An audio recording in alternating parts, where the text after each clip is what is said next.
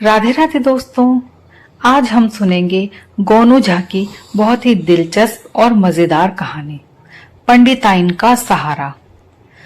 गोनू झा जब मिथिला नरेश के दरबार के विदूषक नियुक्त हुए, तब आम दरबारियों को ये अनुमान भी नहीं था कि मिथिला नरेश गोनू झा से इतना प्रभावित हो जाएंगे कि वे प्रत्येक समस्या पर उनसे सलाह मशविरा करने लगेंगे।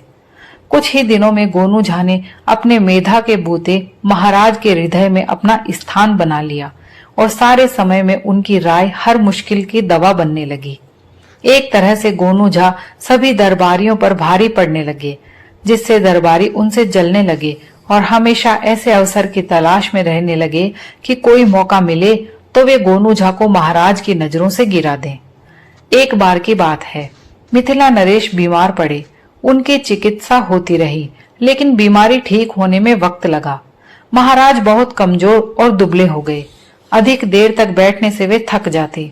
दरबार में वे थोड़ी देर आते और बैठते, महामंत्री को कुछ निर्देश देते, फिर आराम करने महल में चले जाते। एक दिन गोनू से बैर रखने वाले दरबारियों ने आपस में मंत्रणा की कि महाराज अभी स्वास्थ्य लाभ कर रहे हैं, उनकी स्मरण शक्ति लंबी बीमारी से क्षीण हो गई है, सामयिक बुद्धि भी मलिन पड़ गई है। महाराज अपनी बीमारी के कारण थोड़ा वहमी भी हो गए हैं। ऐसे में यदि महाराज को कोई ऐसा सुझाव दिया जाए जिसे पूरा करना टेढ़ी खीर हो, आसान तो कतई नहीं हो, और किसी तरह से वो मुश्किल सा काम गोनू झा के मत्थे मढ़वा दिया जाए, तो समझो कि गोनू झा की मिट्टी पलीद होनी ही है। इस तरह गोनू झा के विरुद्ध षड्यंत्र का बीजारोपण हो गया। धूर्त दरबारियों ने आपस में विचार किया कि महाराज से कहा जाए कि यदि वे प्रतिदिन शेर का एक गिलास दूध पिएं तो शीघ्र हट्टे कट्टे हो जाएंगे। जब एक दरबारी महाराज को यह सुझाव दे तो दूसरे दरबारी उसकी हाँ में हाँ मिलाएं, और जब महाराज इस सुझाव से प्रभावित हो जाएं तो उनसे कहा जाए कि शेर के दूध का इंतजाम इस दरबार में केवल गोनू झा ही कर सकते हैं, क्योंकि पूरे दरबार में उन जैसी सूझबूझ वाला व्यक्ति कोई नहीं है। दूसरे दिन जब महाराज दरबार में आए, तब मंत्रणा के अनुरूप दरबारियों ने अपनी तिकड़मी योजना को अमल में लाना शुरू कर दिया। महाराज अपने आसन पर बैठे ही थे कि एक दरबारी ने अपने आसन से उठकर कहा, महाराज आप अपने स्वास्थ्य पर ध्यान दें, दवा दारू ठीक से कराएं। क्षमा करें महाराज, मैं छोटी मुंह बड़ी बात कर रहा हूँ, मगर क्या करूँ, आपकी ये हालत मुझसे देखी नहीं जाती। आप दिनों दिन कमजोर होते जा रहे हैं। उसका बोलना बंद हुआ तो दूसरे दरबारी ने कहा, माफ करें महाराज, हमारे बंधु ने ठीक ही कहा है। मैं रोज सोचता था कि आपको अपने स्वास्थ्य पर ध्यान देने के लिए कहूँ, मगर साहस नहीं कर पाता था। इधर मैं आपको जब भी देखता हूँ तो तरह तरह की आशंकाएं मन में आने लगती हैं। परम पिता परमात्मा आपको हर व्याधि से मुक्ति दिलाए। मगर महाराज, क्या आपने ध्यान नहीं दिया कि इधर आपका चेहरा लगातार पीला पड़ता जा रहा है?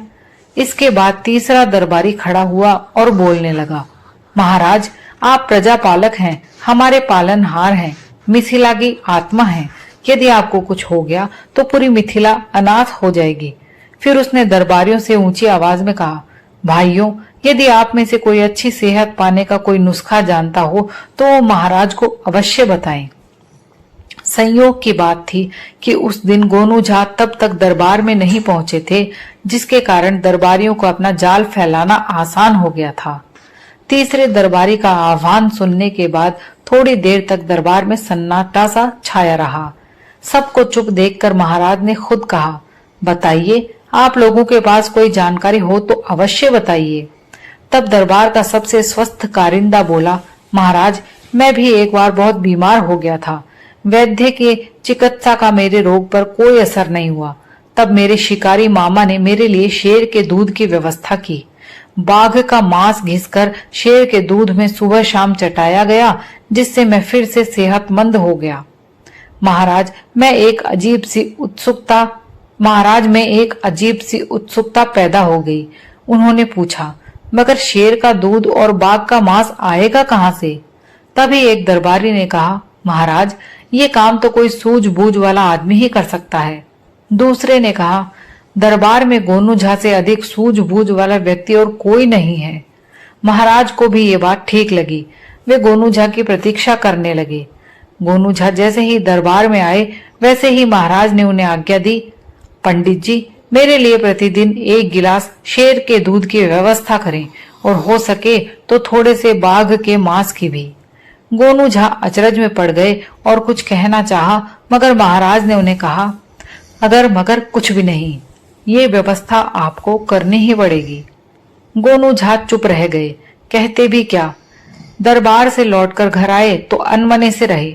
पंडिताइन ने उन्हें चिंतित देखकर पूछा कि आखिर बात क्या है, तो उन्होंने पूरी बात बता दी। पंडिताइन ने उन्हें कहा कि वे चिंतित ना हो, सामान्य रहें, आज रात में ही वो खुद इस समस्या का निदान कर देगी।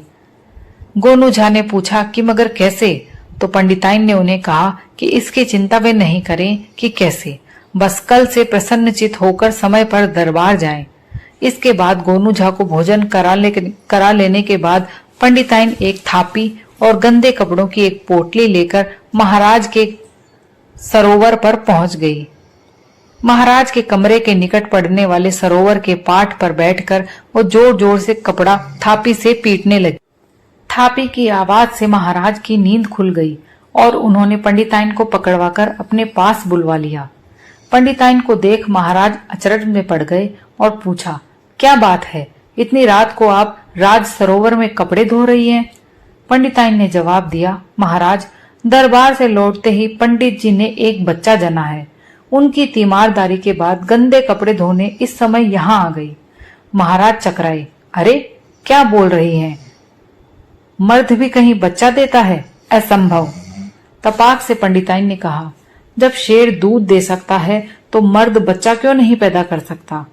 पंडिताइन की बात सुनकर महाराज लज्जित हुए।